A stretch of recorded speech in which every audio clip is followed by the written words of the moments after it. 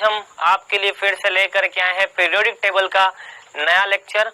और इस लेक्चर में बच्चों हम क्या पढ़ने वाले हैं, परमाणु तथा आयनिक त्रिज्या के बारे में, और साथ ही साथ हम पढ़ने वाले प्रभावी नाभिकीय आवेश के बारे में। बेटा इस टॉपिक पे हम बाद में जाएंगे, वेरी वेरी इंपॉर्टेंट सेक्शन है ये, इस पे हम बाद में जाएंगे, लेकिन पहले हम इसको पढ़ेंगे, प्रभावी नाभिकीय आवेश जेड इफेक्टिव को हम पढ़ने वाले बेटा। पहले हम जेड इफेक्टिव पढ़ेंगे इसको, उसके बाद में हम परमाणु और आयनिक त्रिज्या पर जाएंगे। चलिए, तो कैसे हो आप लोग यार, ये बता दो मुझे। एकदम बढ़िया, जबरदस्त, जोरदार।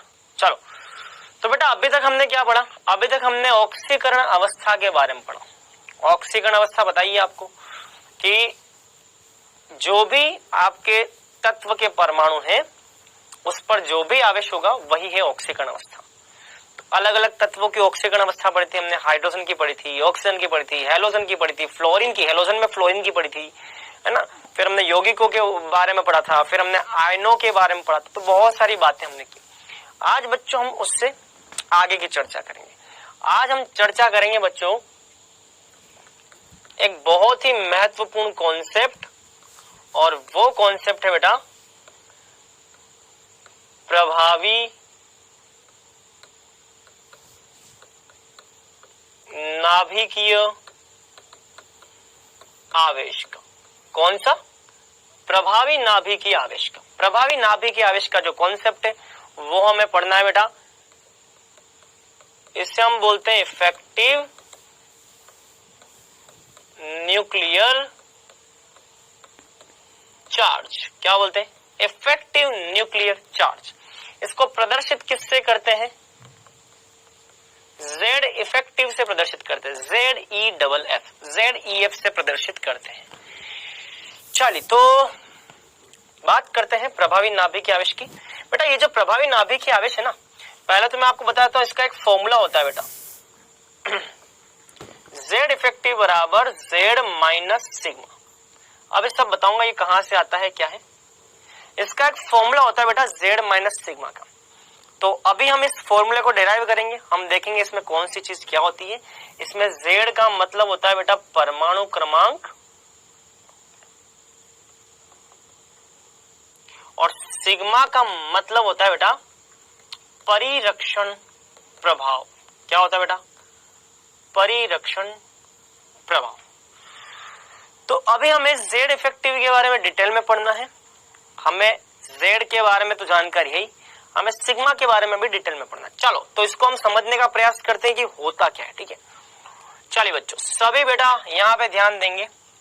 चलो, मैं एक काम करता हूँ, मैं यहाँ पर एक डायग्राम बना रहा हूँ बेटा, समझना है। प्रभावी नाभिकीय आवेश को हम समझेंगे, और साथ ही साथ हम किसको समझेंगे? परिरक्षण प्रभाव को भी हम समझने का प्रयास करेंगे। ऐसा समझो बच्चों, ये कोई राजा है। सर ऐसा कैसा राजा है? हाँ बेटा, ऐसा ही राजा है, ठीक है। राजा का हुलिया ये, मान लो किसी क्षेत्र का राजा है, और दुश्मनों ने इसके राज्य पे आक्रमण कर रखा। ये कोई दुश्मन है, ठीक है, ये कोई दुश्मन है, ठीक है, बड़ा खतरनाक सा। ये कोई शत्रु है, राजा का शत्रु है। इस शत्रु ने क्या किया?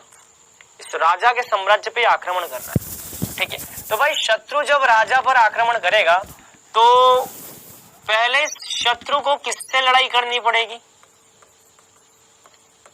पहले इस शत्रु को किससे लड़ाई करनी पड़ेगी? पहले इस शत्रु को सैनिकों से लड़ना पड़ेगा। किससे लड़ना पड़ेगा बेटा? सैनिकों से लड़ना पड़ेगा। जब भी दुश्मन राजा पर अटैक करेगा, राजा की तरफ आकर्षित होगा, राजा की तरफ आना चाहेगा, राजा पर आक्रमण करेगा, तो राजा पर अटैक करने से पहले इस दुश्मन को किससे लड़ाई करनी पड़ेगी? पहले ये सैनिकों की जो दीवार है उस दीवार को तोड़ना पड़ेगा। जो ये सैनिकों की दीवार है, इस दीवार को क्या करना पड़ेगा? तोड़ना पड़ेगा। मतलब कि अगर शत्रु, दुश्मन चाहता है राजा पर अटैक करना, तो पहले उस दुश्मन को, सैनिकों को मारना पड़ेगा। जब सैनिकों को मार देगा तब जाकर के वो राजा पर आएगा। ऐसा आएगा। मतलब कि अगर शत्रु को राजा पर आक्रमण करना है तो पहले उसको यहां से क्या महसूस करना होगा, प्रतिरोध महसूस करना होगा। ये सब इस शत्रु को क्या करेंगे, दूर भगाने का प्रयास करेंगे।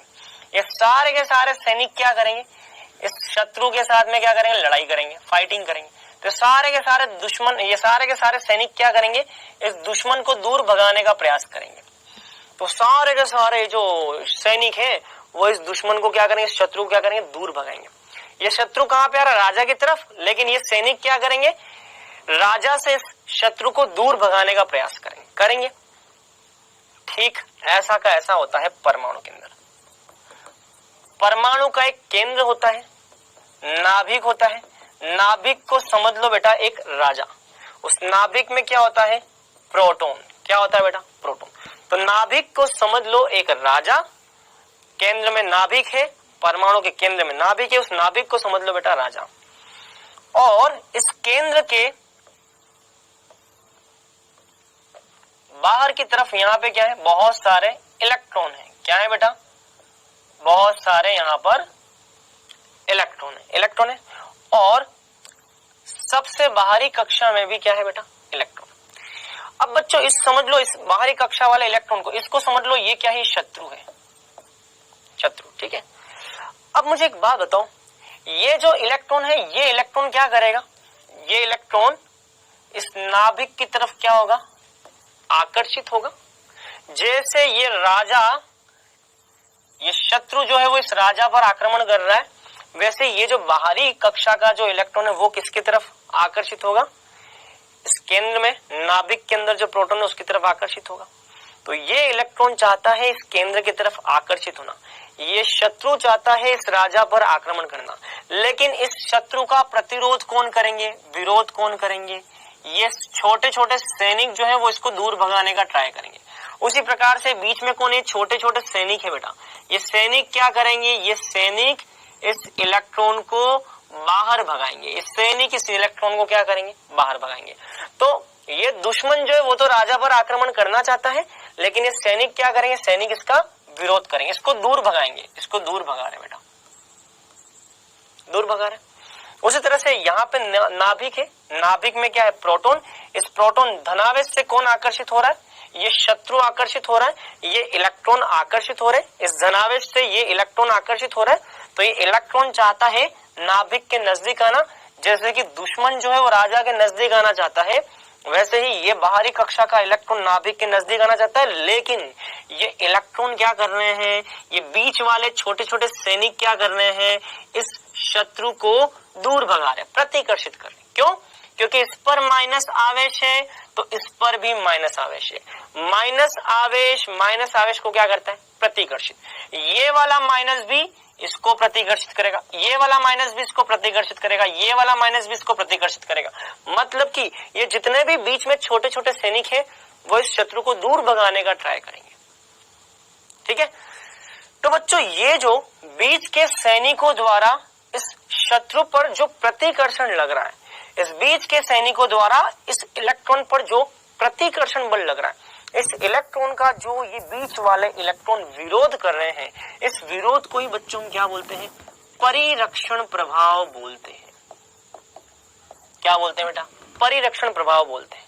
मतलब कि बीच वाले इलेक्ट्रॉन किसका काम कर रहे हैं, राजा को बचाने का काम कर रहे हैं, नाभिक को बचाने का काम कर रहे हैं। तो राजा के लिए बीच के इलेक्ट्रॉन क्या करेंगे, शील्ड का काम करेंगे।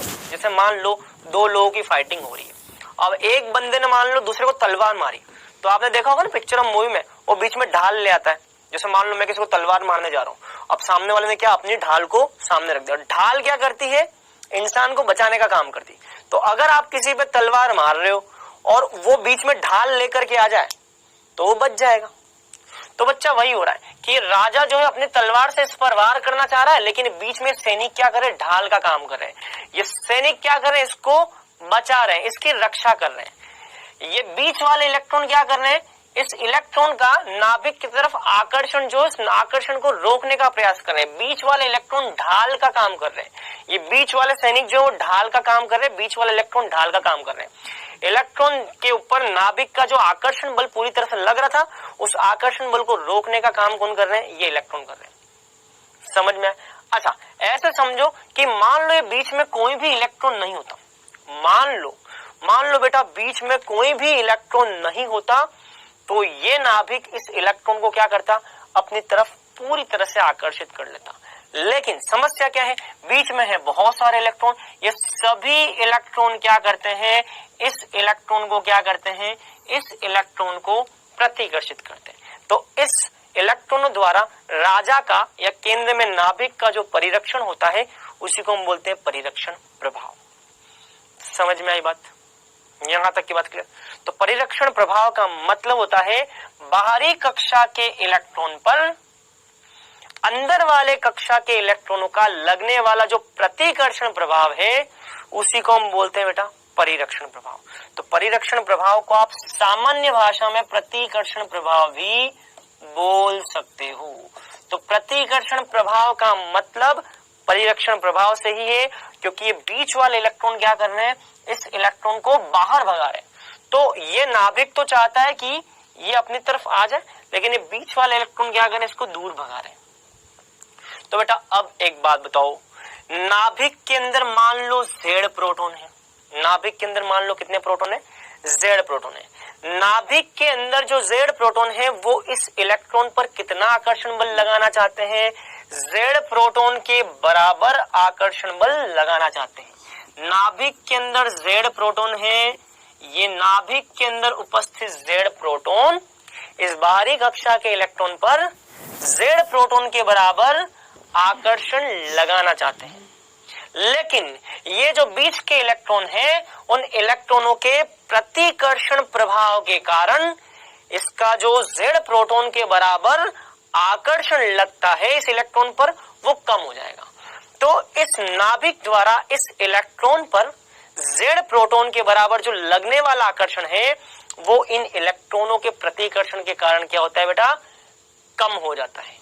और कम होने के बाद बचा हुआ जो आकर्षण बल है उसी को हम बोलते हैं बेटा प्रभावी नाभिकीय आवेश। तो फिर से मैं आपको बता रहा हूं, सुनना है बेटा, कि जब भी राजा और दुश्मन के बीच में लड़ाई होती है तो ये राजा अपनी तलवार से दुश्मन पर आक्रमण करना चाहता है, लेकिन ये बीच वाले सैनिक क्या करेंगे, राजा का बचाव करेंगे। ये बीच वाले सैनिक इस दुश्मन को दूर धकेलने का प्रयास करेंगे, प्रतिकर्षित करेंगे। ठीक उसी प्रकार से नाभिक जिसमें केंद्र की हम बात करते हैं, जिसमें प्रोटॉन की बात करते हैं, इस प्रोटॉन की तरफ कौन आकर्षित होता है, सबसे बाहरी कक्षा का इलेक्ट्रॉन प्रोटॉन की तरफ आकर्षित होना चाहता है, लेकिन ये बीच वाले इलेक्ट्रॉन क्या करते हैं, इसको दूर भगाते हैं। तो ये यहाँ पे नाभिक पे आकर्षित हो रहा है, लेकिन बीच वाले इलेक्ट्रॉन क्या कर रहे हैं, उसको परिरक्षित कर रहे हैं, उसका प्रतिकर्षण कर रहे हैं। तो ये जो प्रतिकर्षण है बच्चों, इसी को हम बोलते हैं परिरक्षण प्रभाव। और इस परिरक्षण प्रभाव के कारण इस इलेक्ट्रॉन पर नाभिक का जो आकर्षण बल है वो आकर्षण बल घट जाता है, और घटने के बाद जितना शेष रह जाता है उसी को हम बोलते हैं बेटा प्रभावी नाभिकीय आवेश। तो यहीं से आती बेटा परिभाषा। परिभाषा क्या आती है, तो देखो, किसी भी परमाणु में किसी भी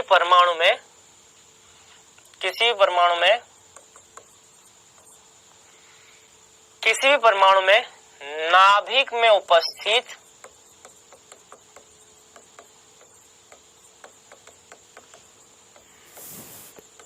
प्रोटॉन द्वारा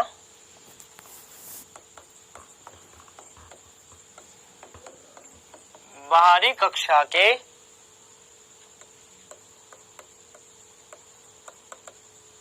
इलेक्ट्रॉन पर लगने वाला आकर्षण बल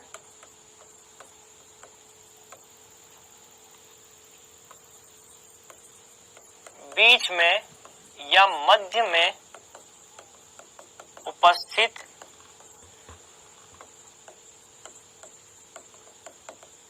इलेक्ट्रॉन के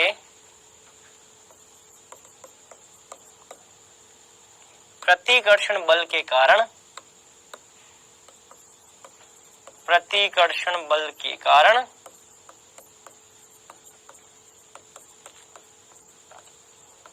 कम हो जाता है,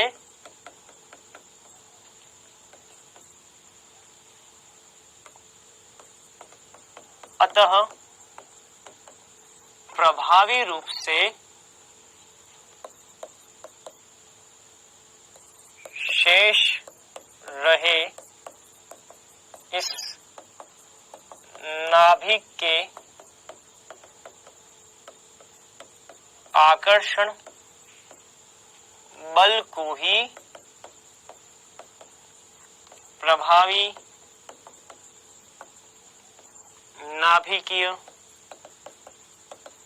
आवेश Z इफेक्टिव कहते हैं। क्या कहते हैं बेटा? Z इफेक्टिव कहते हैं। देखो क्या लिखा है, किसी भी परमाणु में नाभिक में उपस्थित प्रोटॉन द्वारा बाहरी कक्षा के इलेक्ट्रॉन पर लगने वाला आकर्षण बल। तो नाभिक में उपस्थित प्रोटोनों द्वारा, नाभिक में मान लो Z प्रोटॉन है, नाभिक में उपस्थित प्रोटोनों द्वारा बाहरी कक्षा के इलेक्ट्रॉन पर लगने वाला जो आकर्षण बल है, इन दोनों के बीच क्या लगता है? आकर्षण बल। इसमें प्रोटॉन पे प्लस आवेश है, इलेक्ट्रॉन पे माइनस आवेश है, तो इन दोनों के बीच क्या लगता है बेटा? आकर्षण बल।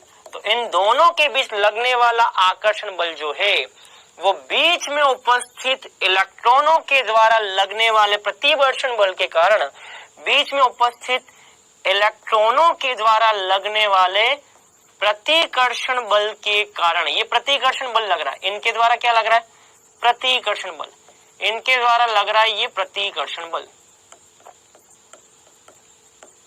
तो नाभिक के अंदर स्थित प्रोटॉनों द्वारा बाहरी कक्षा के इलेक्ट्रॉन पर जो आकर्षण बल लगता है, ये बीच में उपस्थित इलेक्ट्रॉनों के द्वारा इस पर लगने वाला जो प्रतिकर्षण बल है उसके कारण कम हो जाता है।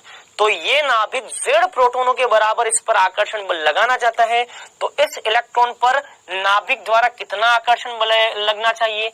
Z प्रोटॉन के बराबर। अगर मैं आपको बोलूं कि बताओ इधर कितने प्रोटॉन हैं, आप बोलोगे Z प्रोटॉन है, तो मैं बोलूंगा कि यहाँ पर इस बाहरी कक्षा के इलेक्ट्रॉन पर कितना आकर्षण लगना चाहिए? Z प्रोटॉन के बराबर आकर्षण लगना चाहिए। लेकिन ये बीच वाले इलेक्ट्रॉन क्या करते हैं? इस बाहरी कक्षा के इलेक्ट्रॉन पर प्रतिकर्षण लगाते हैं।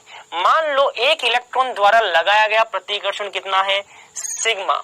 तो आप मुझे बताओ, पहले आकर्षण Z लगना चाहिए था, लेकिन एक इलेक्ट्रॉन जो है वो प्रतिकर्षण सिग्मा से लगा रहा है, तो अब प्रभावी नाभिकीय आवेश एक इलेक्ट्रॉन के कारण इतना कम हो जाएगा। इसी को हम बोलते हैं परिरक्षण प्रभाव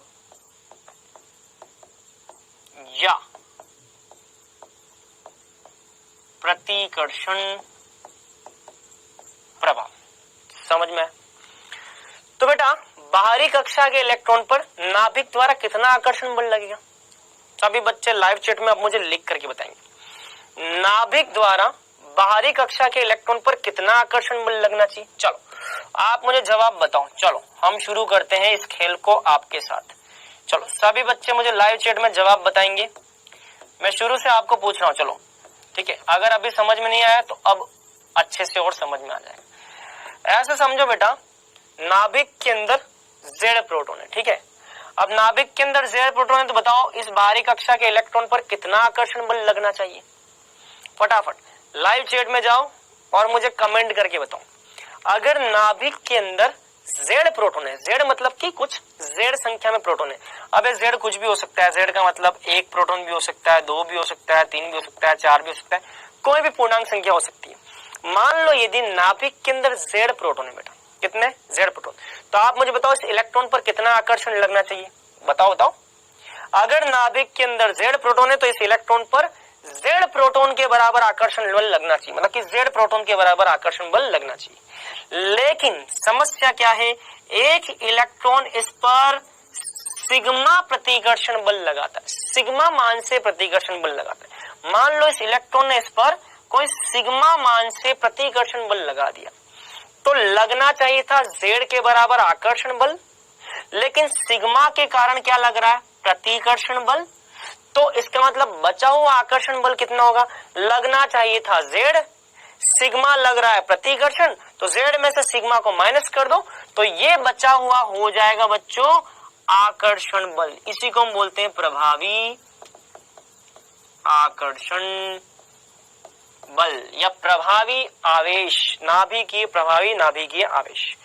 तो बच्चों एक इलेक्ट्रॉन के कारण लगा, 2 इलेक्ट्रॉन के कारण लगा, 3 इलेक्ट्रॉन के कारण लगेगा, 4 के कारण लगेगा। जितने बीच में ज्यादा इलेक्ट्रॉन होंगे उतना ही प्रतिकर्षण बल का मान ज्यादा लगेगा, मतलब कि उतना ही सिग्मा का मान ज्यादा लगेगा। जितना प्रतिकर्षण बल बीच वाले इलेक्ट्रॉनों का इस इलेक्ट्रॉन पर ज्यादा लगेगा उतना ही जेड इफेक्टिव नाभिक का जो आकर्षण होगा वो कम हो जाएगा। तो नाभिक कम आकर्षित करेगा जितना इन इलेक्ट्रॉनों का प्रतिकर्षण ज्यादा लगेगा। तो बच्चों ध्यान रखना, यहाँ पे ये इलेक्ट्रॉन जितना ज्यादा इस इलेक्ट्रॉन पर प्रतिकर्षण बल लगाएंगे, जितना इसको दूर भगाएंगे उतना ये कम आकर्षित करेगा। आप खुद सोचिए, ये इलेक्ट्रॉन इसको जितना ज्यादा दूर भगाएंगे उतना ही ये नाभिक इसको कम आकर्षित करेगा। या ये बोल दो कि ये इलेक्ट्रॉन जितना ज्यादा प्रतिकर्षण बल लगाएंगे, ये सिग्मा जितना ज्यादा होगा उतना ही जेड इफेक्टिव का मान क्या हो जाएगा, कम हो जाएगा। भाई यहाँ पे वैल्यू जितनी बढ़ती जाएगी जितनी बढ़ती जाएगी जितनी बढ़ती जाएगी, जेड इफेक्टिव का मान उतना ही कम होता जाएगा, उतना ही कम होता जाएगा, उतना ही कम होता जाएगा। तो बच्चों प्रभावी नाभिकीय आवेश, इसको हम बोलते हैं प्रभावी नाभिकीय आवेश।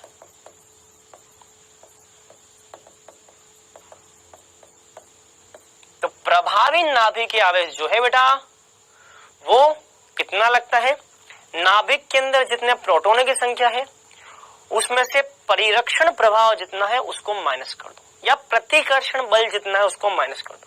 प्रतिकर्षण बल या परिरक्षण प्रभाव, है ना, ये एक ही बात है। क्लियर? चलो अब बच्चों हम अगली परिभाषा लिखेंगे परिरक्षण प्रभाव की। किसकी? परिरक्षण प्रभाव की, प्रतिकर्षण बल की। इसको हम प्रदर्शित करते हैं सिग्मा से। किससे प्रदर्शित करते हैं? सिग्मा से। परिरक्षण प्रभाव क्या है? तो नाभिक द्वारा बाहरी कक्षा के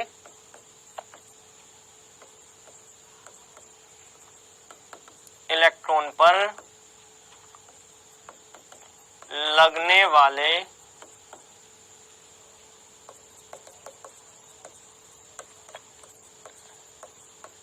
आकर्षण बल को नाभिक और बाहरी कक्षा के इलेक्ट्रॉन के बीच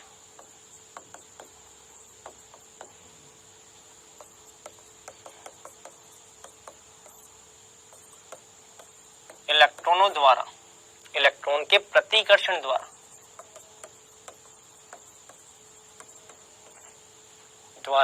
तो नाभिक द्वारा बाहरी कक्षा के इलेक्ट्रॉन पर लगने वाला जो आकर्षण बल है उसको नाभिक और बाहरी कक्षा के बीच में उपस्थित इलेक्ट्रॉन के प्रतिकर्षण द्वारा कम कर दिया जाता है।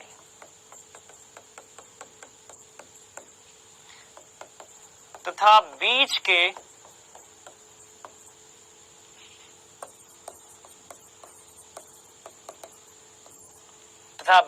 इलेक्ट्रॉनों द्वारा लगने वाला प्रतिकर्षण तथा बीच के इलेक्ट्रॉनों द्वारा बाहरी इलेक्ट्रॉन पर, बीच के इलेक्ट्रॉनों द्वारा बाहरी इलेक्ट्रॉन पर लगने वाला प्रतिकर्षण बल ही परिरक्षण प्रभाव सिग्मा कहलाता है। तो बेटा ये जो बीच के इलेक्ट्रॉनों का जो प्रतिकर्षण प्रभाव लग रहा है ना, ये बीच के इलेक्ट्रॉन जो इस इलेक्ट्रॉन पर जो प्रतिकर्षण प्रभाव लगा रहे हैं उसी को हम क्या बोलते हैं बेटा? सिग्मा परिरक्षण प्रभाव। ये प्रतिकर्षण बल जितना ज्यादा लगेगा उतना ही नाभिक द्वारा लगने वाला आकर्षण बल कम हो जाएगा। कितना कम हो जाएगा? कितना रह जाएगा? जेड इफेक्टिव रह जाएगा। जेड में से सिग्मा को माइनस कर दो, उतना रह जाएगा। तो ये हो जाएगा यहाँ पे, ठीक है। चलो अच्छा बच्चों एक बात ध्यान रखना, ये जो परिरक्षण बल होता है ना बेटा, ये जो परिरक्षण प्रभाव होता है ना बेटा, ये s कक्षक के इलेक्ट्रॉन का सबसे ज्यादा होता है, उससे कम p कक्षक के इलेक्ट्रॉन का होता है, उससे कम d कक्षक के इलेक्ट्रॉन का होता है और सबसे कम बेटा f कक्षक के इलेक्ट्रॉन का होता है। तो परिरक्षण प्रभाव जो है बेटा सिग्मा जो है वो सबसे ज्यादा परिरक्षण प्रभाव किसका होता है बेटा? s का। क्यों? क्योंकि s कक्षक की आकृति सममित होती है। सममित का मतलब चारों दिशाओं में एक समान होती है।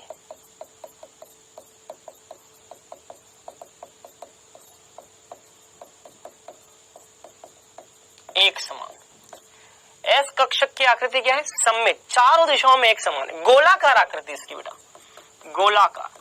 आपको पता है फुटबॉल जो होती है वो चारों तरफ से एक जैसी होती है बेटा। तो आकृति जब चारों तरफ से एक जैसी होगी ना बेटा, तो हर दिशा से बच्चों प्रतिकर्षण बल, परिरक्षण बल भी उतना ही समान रूप से लगेगा और ज्यादा लगेगा। और एफ कक्षक जो है इसकी आकृति बच्चों सममित नहीं होती, जटिल आकृति होती है। तो आकृति में जटिलता के कारण इसका परिरक्षण प्रभाव बहुत ही कमजोर होता है। तो ये सबसे कमजोर परिरक्षण प्रभाव उत्पन्न करता है। लेकिन एस कक्षक के अंदर जब इलेक्ट्रॉन होंगे तो इनका परिरक्षण प्रभाव बहुत ज्यादा होगा बेटा। क्यों? अगर आपसे कोई पूछे कि बताओ एस कक्षक के इलेक्ट्रॉनों का परिरक्षण सबसे ज्यादा क्यों है, तो आप बोलोगे क्योंकि एस कक्षक की आकृति गोलाकार होती है।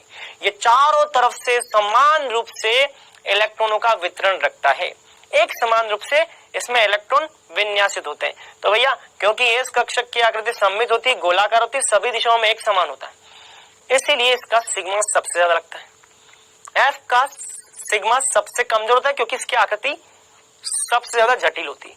तो सबसे सममित और सबसे सरल प्रकृति की आकृति किसकी होती है? एस की। उससे कम आसान पी की, उससे कम आसान डी की और सबसे कम आसान मतलब कि जटिल आकृति एफ की। तो ये ध्यान रखना है बेटा, ठीक है। ये होता है बेटा परिरक्षण प्रभाव। चलिए, तो ये था प्रभावी नाभिकीय आवेश और ये था परिरक्षण प्रभाव। अच्छा, अब यदि मैं आवर्त सारणी में बात करूं बेटा,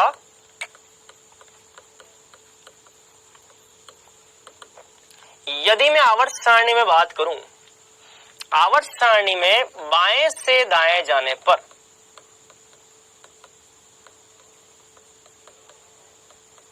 आवर्त सारणी में बाएं से दाएं जाने पर आवर्त सारणी में एक आवर्त में एक ही आवर्त में बाएं से दाएं जाने पर, जैसे कि मान लो lithium, beryllium, boron, carbon, nitrogen, oxygen, fluorine, ठीक है। तो बेटा जैसे आप lithium, beryllium, boron, carbon, nitrogen, oxygen, fluorine, तो जैसे बच्चों बाएं से आप दायां जाते हो तो आवर्त सारणी में बाईं तरफ कौन है? लिथियम, और उसी आवर्त में दाईं तरफ कौन है? फ्लोरीन। तो जब भी आप आवर्त सारणी में एक ही आवर्त में बाएं से दाएं जाते हो तो बाएं से दाएं जाने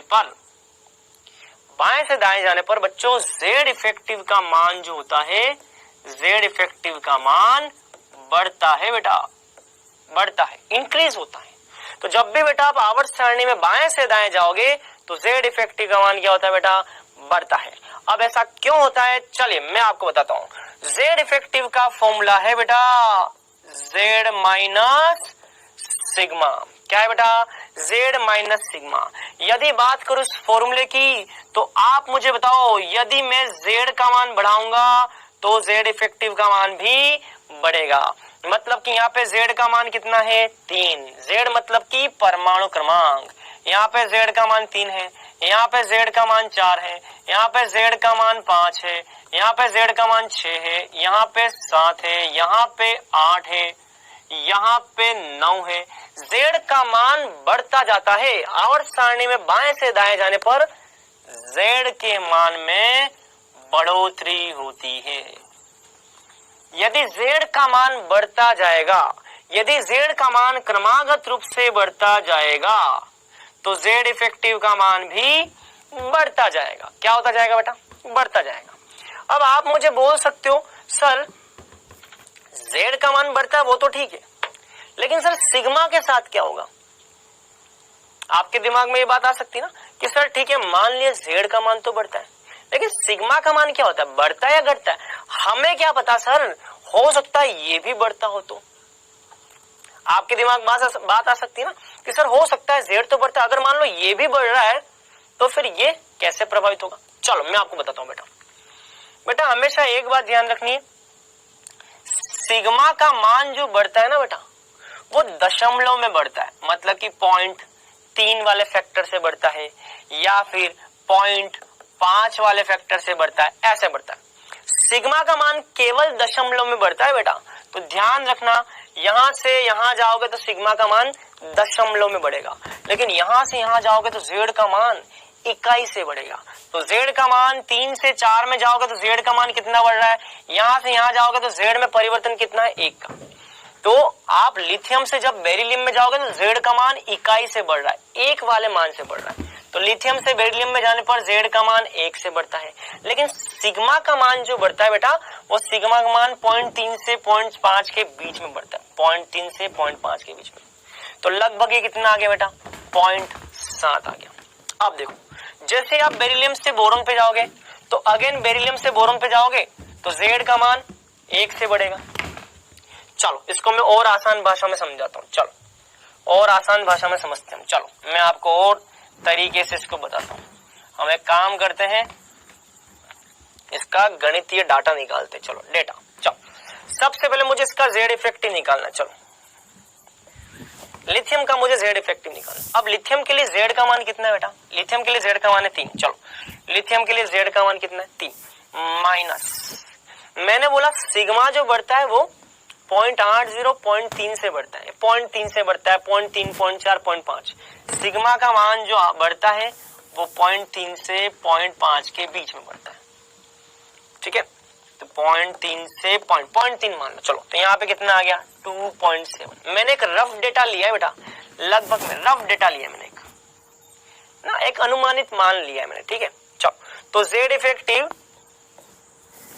लिथियम का कितना आ गया बेटा, 2.7। चलो अब बेरिलियम का z इफेक्टिव, बेरिलियम का z इफेक्टिव, तो बेरिलियम के z इफेक्टिव बताओ, बेरिलियम के z का मान कितना है, बेरिलियम के z का मान 4।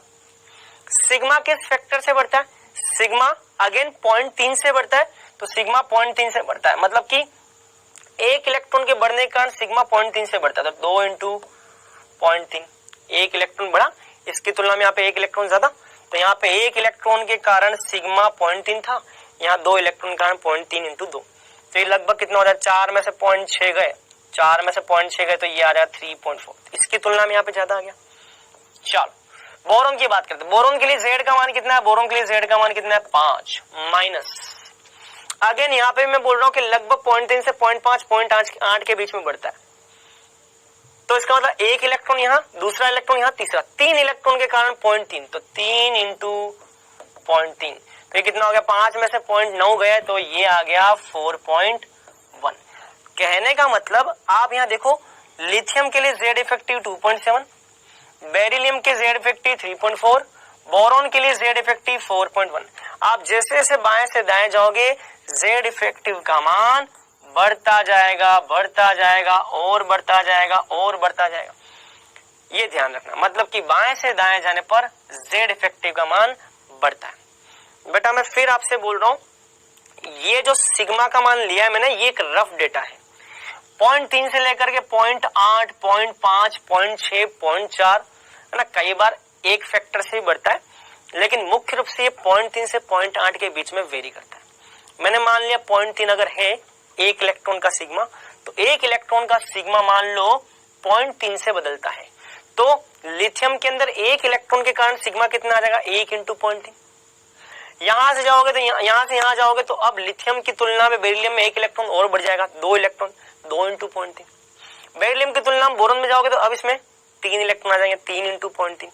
तो ऐसे करते जाओगे सिग्मा बढ़ता जाएगा, तो सिग्मा बढ़ेगा तो भैया z इफेक्टिव का मान, सिग्मा बढ़ता है बट सिग्मा उतना नहीं बढ़ता जितना कि z का मान बढ़ता है, तो z का मान ज्यादा बढ़ता है और सिग्मा का मान थोड़ा सा बढ़ता है बेटा, तो प्रभावी रूप से z इफेक्टिव बढ़ जाता है। तो बाएं से दाएं जाने पर z इफेक्टिव का मान क्या होता है बेटा, बढ़ता है। क्या होता है बेटा, बढ़ता है। चलो अब हम बात करते हैं वर्ग में ऊपर से नीचे जाने पर, वर्ग में ऊपर से नीचे जाने पर। बेटा मैं आपको एक चीज बताना चाहता हूं, आपको यहाँ पे ये कैलकुलेशन के बारे में ज्यादा दिमाग नहीं लगाना है। आपको केवल इतना सा ध्यान रखना है कि बाएं से दाएं जाने पर जेड इफेक्टिव का मान बढ़ता है, बस। और कोई भी बात आपको ध्यान रखने की जरूरत नहीं। क्यों बढ़ता है तो उसका मैंने आपको कारण बता दिया है, लेकिन ऐसा नहीं कि आप इसको बैठ करके आप इस पर रिसर्च करने लग जाओ।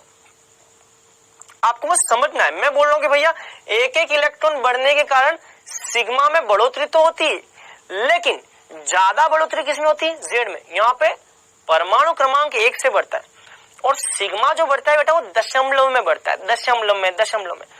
तो कहने का मतलब ये कि जेड इफेक्टिव यहाँ पे प्रभावी रूप से बढ़ेगा, क्योंकि जेड का मान जो है वो ज्यादा बढ़ रहा है, सिग्मा का मान भी बढ़ता है, ये भी बढ़ता तो है, लेकिन ये उतना नहीं बढ़ता जितना कि जेड बढ़ता है। तो इतना सा बस हमको समझने की जरूरत है, इसीलिए जेड इफेक्टिव का मान बाएं से दाएं जाने पर बढ़ता। बस आपको इतना सा ध्यान रखना है। आपको किसी भी एग्जाम में बेटा ये नहीं पूछा जाएगा, मैं फिर बोल रहा हूँ, आपको किसी भी एग्जाम में किस तरीके से बढ़ता है, इसकी वैल्यू क्या होती है, कैसी होती है, नहीं पूछा जाएगा। आपको बस इतना ध्यान रखना है, जेड इफेक्टिव का मान बढ़ता है।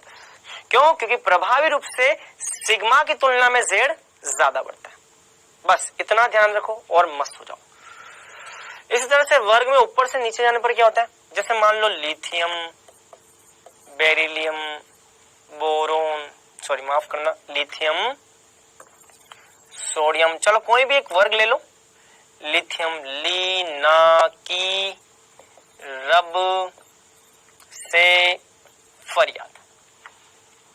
ठीक है, तो वर्ग में ऊपर से नीचे जाने पर क्या होता है? देखो, वर्ग में ऊपर से नीचे जाओगे, वर्ग में ऊपर से नीचे जाओगे तो बेटा वर्ग में ऊपर से नीचे जाने पर जेड इफेक्टिव का मान लगभग नियत रहता है बेटा, लगभग नियत रहता है, ज्यादा परिवर्तन नहीं होता।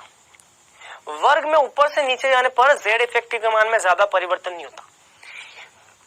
याद रख लो, इसका कारण कोई नहीं पूछेगा, लेकिन फिर भी मैं आपको बता देता हूं बेटा, जेड इफेक्टिव जो होता है बेटा वो जेड माइनस सिग्मा होता है। अब ऊपर से नीचे जाने पर क्या होता है बेटा? जेड तो अच्छा खासा बढ़ता ही बढ़ता है, लेकिन ऊपर से नीचे जाने पर सिग्मा के मान में भी अच्छी खासी वृद्धि होती है। तो जब इसमें बढ़ोतरी है, इसमें भी लगभग उसी रेशो में बढ़ोतरी, जब ये दोनों लगभग बढ़ते हैं, दोनों ही बढ़ते हैं, अच्छा खासा बढ़ते हैं, तो ये वाला मान जो ये नियत बना रहता है। कितना? नियत बना रहता है।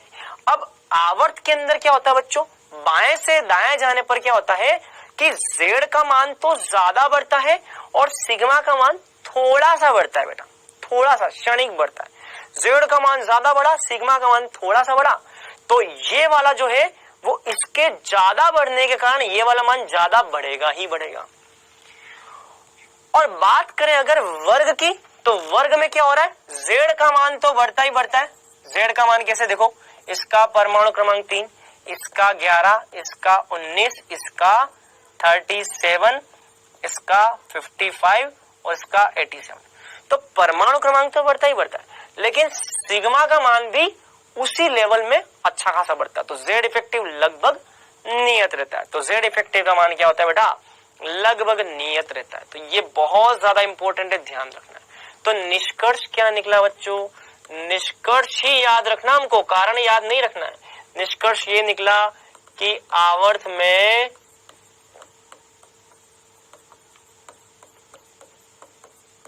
बाएं से दाएं जाने पर जेड इफेक्टिव का मान बढ़ता है। दूसरा, वर्ग में ऊपर से नीचे आने पर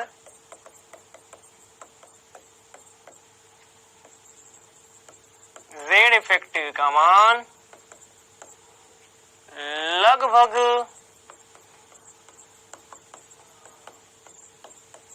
नियत रहता है। लगभग ये मान क्या रहता है बेटा? नियत रहता है। ठीक है, चलो ये हमारे पास निष्कर्ष आ गए। अब हम बात करते बच्चों आगे की। एक बहुत ही इंपॉर्टेंट कॉन्सेप्ट है बेटा, अक्रिय युग्म प्रभाव। अक्रिय युग्म प्रभाव, जिसको हम बोलते हैं बेटा inert pair effect. Inert pair effect के बारे में हमको समझना बहुत जरूरी बेटा। ठीक है, चलो इनर्ट पेयर इफेक्ट क्या होता है मैं आपको समझाता हूं। अगर मैं बात करूं बेटा वर्ग 13 की, अगर मैं बात करूं वर्ग 14 की, और अगर मैं बात करूं बेटा वर्ग 15 की। ठीक है, वर्ग 13 में है बैंगन, आलू, गाजर, इन, थैला। बहुत बढ़िया। Boron, aluminium, gallium, indium, thallium. वर्ग 14 में है केमिस्ट्री से जी सबको problem, carbon, silicon, germanium, tin, lead. ठीक है, वर्ग 15 में है नाना पाटेकर, असरानी, सब बीमार, नाइट्रोजन, फास्फोरस, आर्सेनिक, एंटीमनी और बिस्मथ। क्लियर, ये हमने पढ़ रखा है। अच्छा, वर्ग 13 के तत्वों का इलेक्ट्रॉनिक विन्यास क्या होता है? वर्ग 13 के तत्वों का इलेक्ट्रॉनिक विन्यास होता है NS2 NP1। NS2 NP1 ही होता है ना, NS2 NP1। भाई इसका क्या होता है? 2S2 2P1। बाहरी कक्षा का यही विन्यास है ना। इसका क्या होता है? 3S2 3P1 S2P1 S2P1 S2P1। चलो इसका क्या होता है? 4S2 4P1, लेकिन अंदर क्या आते हैं? D के 10 इलेक्ट्रॉन।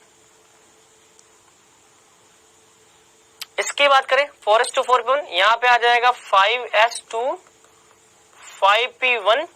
इसके अंदर क्या आ जाएगा? 4D10। क्लियर?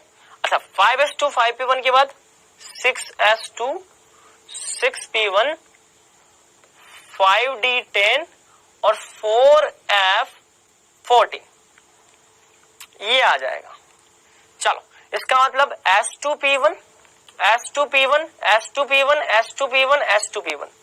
देखो S2 और P1 जैसे यहां पर है वैसे ही यहां पे हो जाएगा NS2 NP2 और यहां पे हो जाएगा NS2 NP3।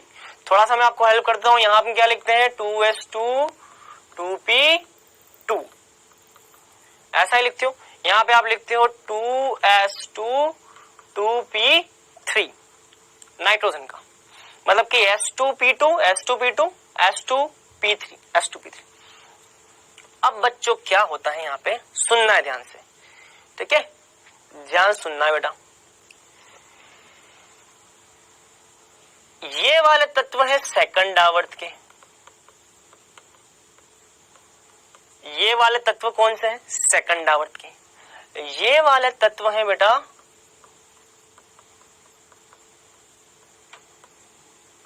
थर्ड आवर्त के, और ये वाले तत्व हैं बेटा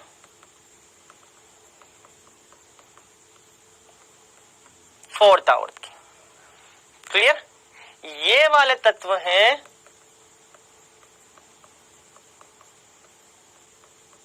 फिफ्थ आवर्त के, और ये वाले तत्व हैं बेटा सिक्स आवर्त के। समझना आप बेटा, ठीक है। ये है बच्चों इसकी पूरी पिक्चर। अब बच्चों इनर्ट पेयर इफेक्ट, अक्रिय युग्म प्रभाव। देखो क्या लिखा है? अक्रिय युग्म प्रभाव, ऐसा प्रभाव जो एक युग्म को अक्रिय कर देता है, क्रिया में भाग नहीं दिलाता। तो ऐसा प्रभाव जिसके कारण एक युग्म जो है वो अक्रिय हो जाता है। अब कौन सा युग्म? तो इलेक्ट्रॉन का युग्म। तो इसको सामान्य भाषा में बोलूंगा ऐसा प्रभाव, सामान्य भाषा में बोलेंगे ऐसा प्रभाव जिसकी वजह से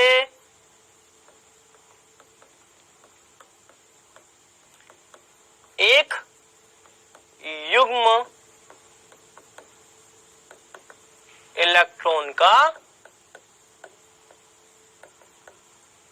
अक्रिय, एक युग्म इलेक्ट्रॉन का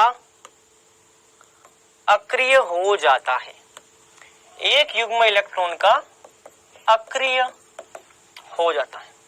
ऐसा प्रभाव जिसकी वजह से एक युग्म इलेक्ट्रॉन का क्या हो जाता है, अक्रिय हो जाता है। अब वो कौन सा इलेक्ट्रॉन का युग्म अक्रिय होता है मैं आपको बताता हूं। अभी पूरा डेफिनेशन नहीं है, अभी मैं आपको और ढंग से बताऊंगा। ऐसा प्रभाव जिसके कारण इलेक्ट्रॉन का एक युग्म अक्रिय हो जाता है। देखो बेटा होता क्या है कि आवर्त संख्या 4 जो है और 4 के नीचे वाले जितने भी हैं, आवर्त संख्या 4 जो है और 4 से नीचे वाले जितने भी हैं, इसमें आप देख सकते हो यहां पर D के 10 इलेक्ट्रॉन है, यहां पर आप देख सकते हो D के 10 इलेक्ट्रॉन है, और यहां आप देख सकते हो D के 10 और F के 14 इलेक्ट्रॉन है। ठीक है, चलो अब अगर यहां इलेक्ट्रॉन D के 10 है, D के 10 है, D के 10 और F के 14 इलेक्ट्रॉन है, यहां पे D के और F के इलेक्ट्रॉन नहीं इन केस। ठीक है, अब बेटा देखो आपको ये बात अच्छे से पता है कि अगर Z इफेक्टिव की बात की जाए तो Z माइनस सिग्मा लिखते हो आप, क्या लिखते हो, Z माइनस सिग्मा। अगर बात करूं मैं सिग्मा की, S का सिग्मा सबसे ज्यादा, P का सिग्मा उससे कम, D का सिग्मा उससे कम और F का सिग्मा सबसे कम होता है। ये भी आपको पता है, अच्छे से पता है ना। मतलब कि F इलेक्ट्रॉनों के कारण जो लगने वाला परिरक्षण है वो सबसे कमजोर है, सबसे कमजोर परिरक्षण। सबसे मजबूत परिरक्षण किसका है, S का। सबसे मजबूत परिरक्षण किसका है, S का। सबसे कमजोर परिरक्षण F का है और साथ साथ D का भी। D और F के परिरक्षण इतने मजबूत नहीं है, D और F के परिरक्षण बहुत कमजोर है, लेकिन S और P के परिरक्षण बहुत ज्यादा है। तो D और F के जो सिग्मा है बेटा, इनके सिग्मा वो बहुत कमजोर है, परिरक्षण प्रभाव सिग्मा बहुत कमजोर है, और इसका सिग्मा है जो वो बहुत मजबूत है। D और F का सिग्मा बहुत कमजोर है, बहुत कम है, तो इनकी वजह से लगने वाला नाभिक का Z इफेक्टिव क्या होगा, बढ़ जाएगा। तो यहाँ आप देखो D और F में इलेक्ट्रॉन है, मतलब D और F के कारण लगने वाला जो सिग्मा है वो बहुत कमजोर है। मतलब कि इन तीनों के अंदर इलेक्ट्रॉन किस में प्रवेश कर रहे हैं, D में प्रवेश कर रहे हैं और F में प्रवेश कर रहे हैं। जब भी इलेक्ट्रॉन D में और F में प्रवेश करेंगे तो इनका सिग्मा क्या लगता है बच्चों, बहुत कम। सिग्मा कम लगता है तो इनका प्रभावी नाभिकीय आवेश क्या हो जाएगा, ज्यादा। तो इन तीनों ही वर्ग आवर्त के अंदर सिग्मा बहुत कमजोर होता है, क्योंकि इलेक्ट्रॉन D तथा F में प्रवेश करते हैं, जिसके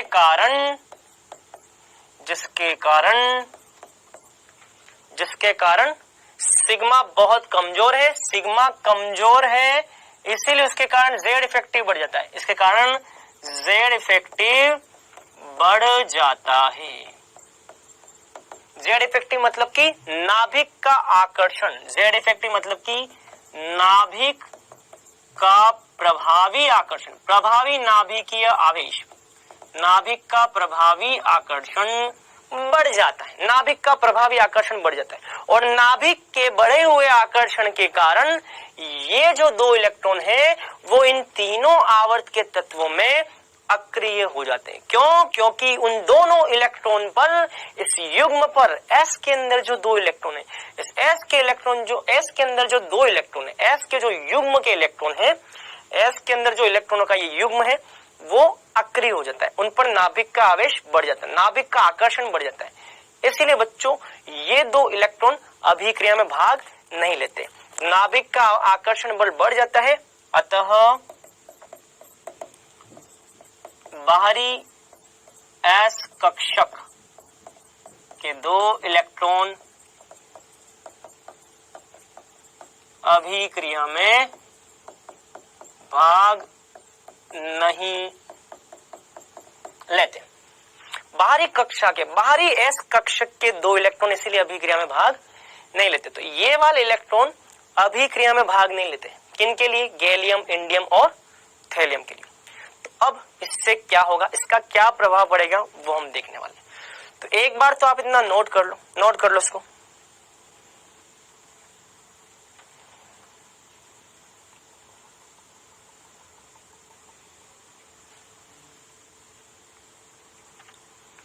चलिए यहां तक की बात क्लियर। चलिए तो मैं अब इसको यहां पे लिख रहा हूं, ऐसा प्रभाव जिसकी वजह से एक युग्म, कौन सा युग्म? एस कक्षक के अंदर उपस्थित इलेक्ट्रॉनों का जो एक युग्म है वो अक्रिय हो जाता है। या आप इसको ये बोल सकते हो कि वर्ग क्रमांक वर्ग 13, 14, 15 में आवर्त संख्या 4 तथा उसके बाद के तत्वों के लिए बाहरी कक्षा के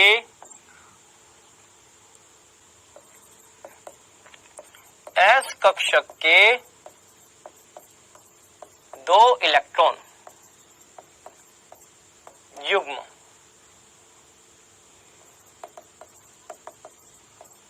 अक्रिय हो जाते हैं,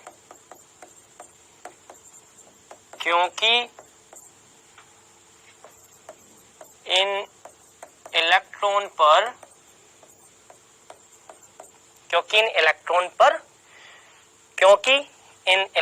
पर डी तथा एफ कक्षक के दुर्बल परिरक्षण प्रभाव के कारण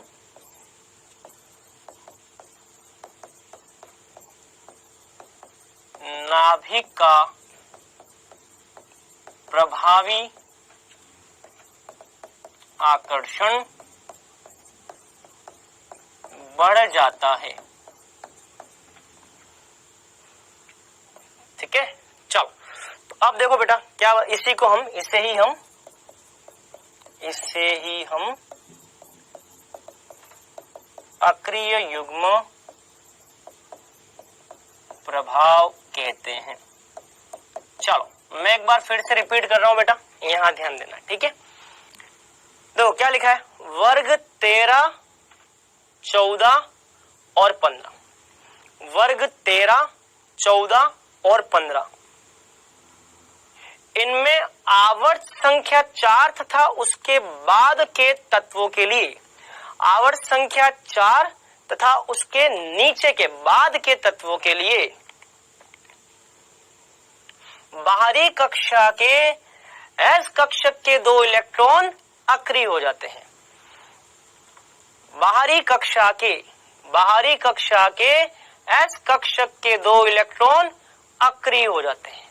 तो बच्चों एक बात ध्यान रखें, वर्ग 13, 14 और 15, इसमें आवर्त संख्या 4 और उसके बाद के तत्वों में बाहरी कक्षा के, ये बाहरी कक्षा कौन सी? चौथी। इसमें बाहरी कक्षा कौन सी? 5वीं। इसमें बाहरी कक्षा कौन सी? 6ठी।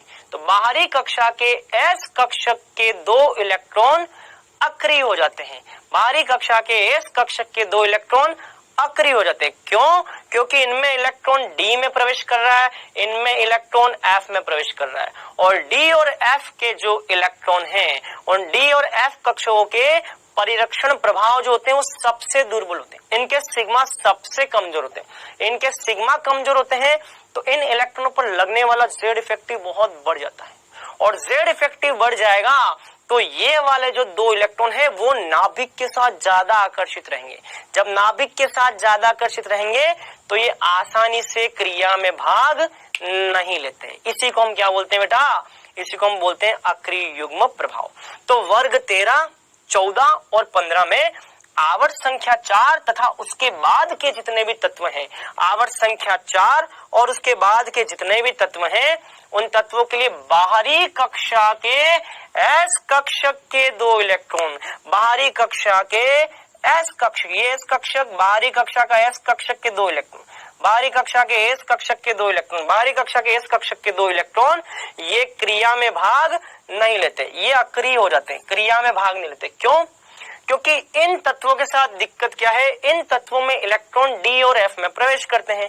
जब इन तत्वों में इलेक्ट्रॉन डी और एफ में प्रवेश करते हैं तो डी और एफ का सिग्मा जो होता है वो बहुत ही कमजोर होता है, और इनका सिग्मा कमजोर होता है, परिरक्षण दुर्बल होता है, इसीलिए इनका जेड इफेक्टिव, इन इलेक्ट्रॉनों पर जो जेड इफेक्टिव लगता है वो बढ़ जाता है। और जेड इफेक्टिव बढ़ जाएगा तो जेड इफेक्टिव बढ़ता है, मतलब कि नाभिक का प्रभावी नाभिकीय आवेश क्या है वो बढ़ जाता है, और इसी को हम बोलते हैं अक्रिय युग्म प्रभाव।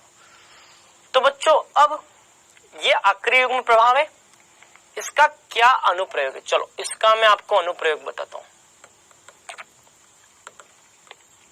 इसका अनुप्रयोग बहुत सिंपल है बेटा।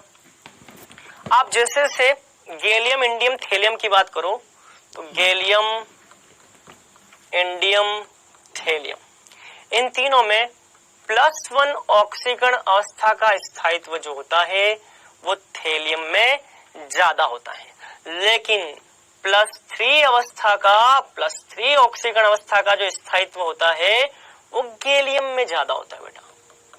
किसमें ज्यादा होता है? गैलियम में। तो ऐसा क्यों होता है? क्योंकि अभी थोड़ी देर पहले मैंने आपको क्या बताया कि अगर गैलियम, इंडियम और थेलियम की बात करो तो इसमें 2 इलेक्ट्रॉन अक्रिय हो जाते हैं, क्योंकि एफ और डी के इलेक्ट्रॉनों का, एफ और डी कक्षकों के अंदर उपस्थित इलेक्ट्रॉनों का दुर्बल परिरक्षण प्रभाव है। तो इन इलेक्ट्रॉनों पर नाभिक का आकर्षण बढ़ जाएगा।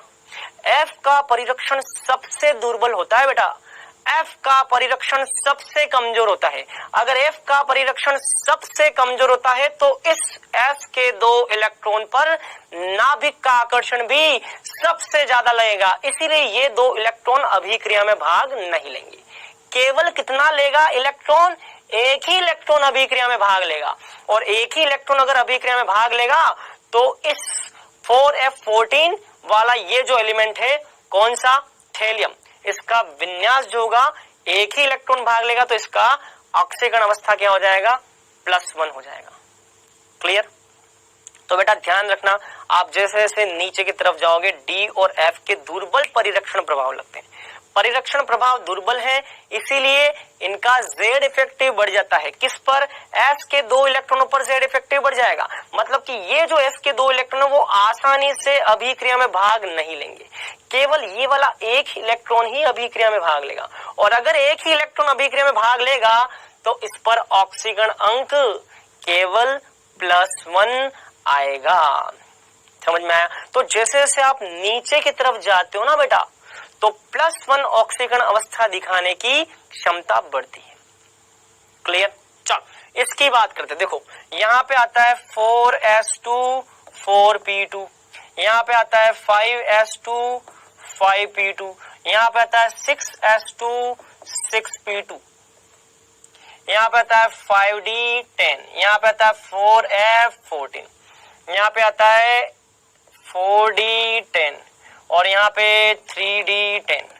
अब यहाँ पे भी वही समस्या, यहाँ पे भी वही समस्या है बेटा। अगर यहाँ पे मैं बात करूं तो D और F में इलेक्ट्रॉन भरे गए हैं। अगर D और F में इलेक्ट्रॉन भरे गए हैं तो D और F का सिग्मा सबसे कमजोर, इनका सिग्मा कमजोर मतलब कि Z इफेक्टिव ज्यादा बेटा। तो जैसे जैसे नीचे की तरफ जाओगे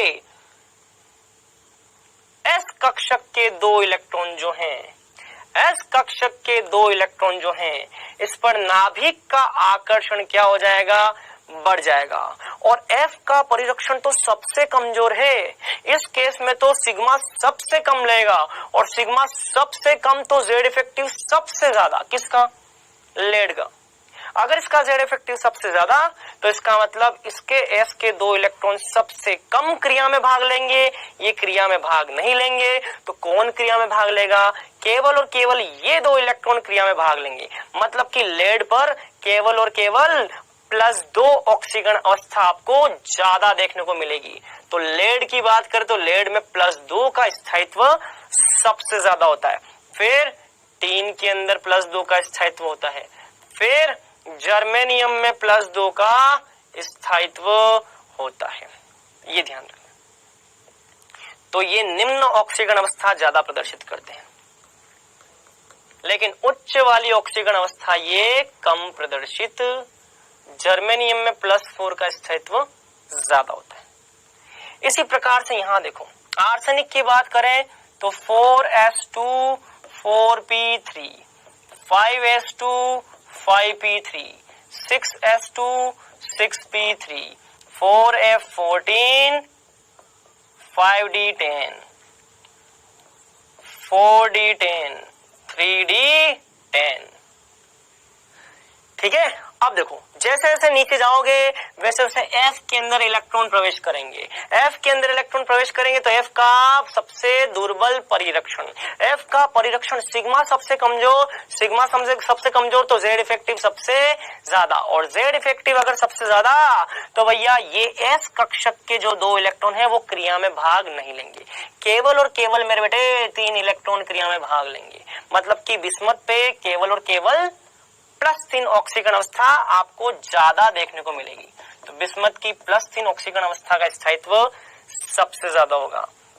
फिर एंटीमनी की +3, फिर आर्सेनिक की +3 ये। और अगर मान लो +5 के लिए बोला जाए तो +5 उतनी ही कम दिखाएगा, उतनी ही +5 ऑक्सीकरण अवस्था ये कम दिखाएगा। ये +5 भी दिखा सकते हैं। क्यों +5? क्यों? मान लो इसने 2 के साथ साथ 3 इलेक्ट्रॉन का त्याग भी कर दिया तो +5। लेकिन मैं बोल रहा हूं बेटा कि ये 2 इलेक्ट्रॉन का त्याग करेगा ही नहीं, बहुत कम करेगा, बहुत रेयरली। ये 2 इलेक्ट्रॉन का त्याग आसानी से नहीं करेगा, ये केवल 3 इलेक्ट्रॉन का त्याग करेगा। क्यों? क्योंकि यहाँ पर F का दुर्बल परिरक्षण प्रभाव लगता है। जितना दुर्बल रहेगा उतना सिग्मा कम, सिग्मा कम तो Z इफेक्टिव ज्यादा, Z इफेक्टिव ज्यादा तो भैया यहाँ के 2 इलेक्ट्रॉन आसानी से त्यागे नहीं जा सकते, केवल और केवल 3 त्यागे जा सकते हैं। मतलब कि बिस्मथ में +5 नहीं दिखा करके केवल +3 दिखाएगा। ये पांचों के पांचों इलेक्ट्रॉन बिस्मथ आसानी से नहीं त्याग सकता। क्यों? क्योंकि मैं बोल रहा हूं कि ये 2 इलेक्ट्रॉन तो ये त्याग ही नहीं सकता, बहुत मुश्किल है। इस पर नाभिक का आकर्षण बल बहुत ज्यादा है। तो ये वाले 2 इलेक्ट्रॉन तो इसके द्वारा आसानी से कभी भी त्यागे नहीं जा सकते।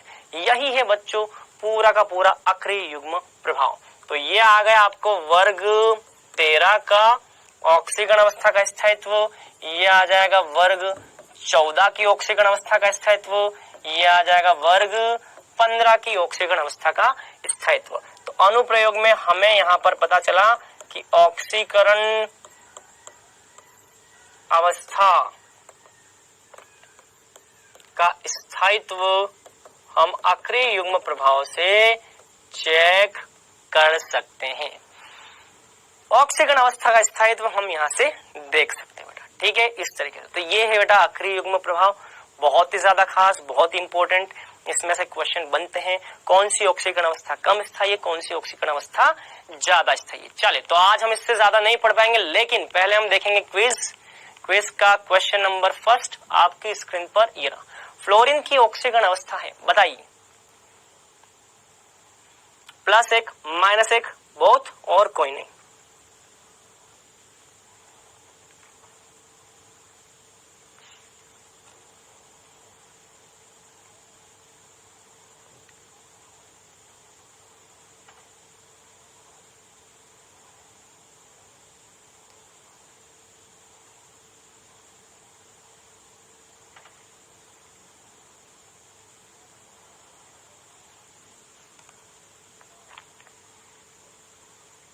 चलिए, क्वेश्चन कर लिया होगा आपने।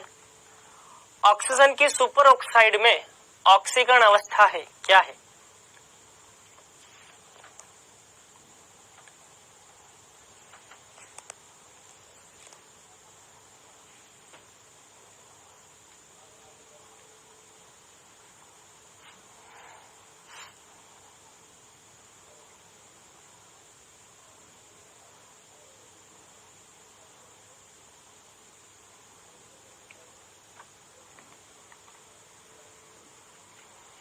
चलिए पहले क्वेश्चन पे आते हैं, फ्लोरीन की ऑक्सीकरण अवस्था। बेटा मैंने आपको बता रखा है फ्लोरीन केवल और केवल -1 शो करता है और कोई ऑक्सीकरण अवस्था फ्लोरीन शो नहीं करेगा।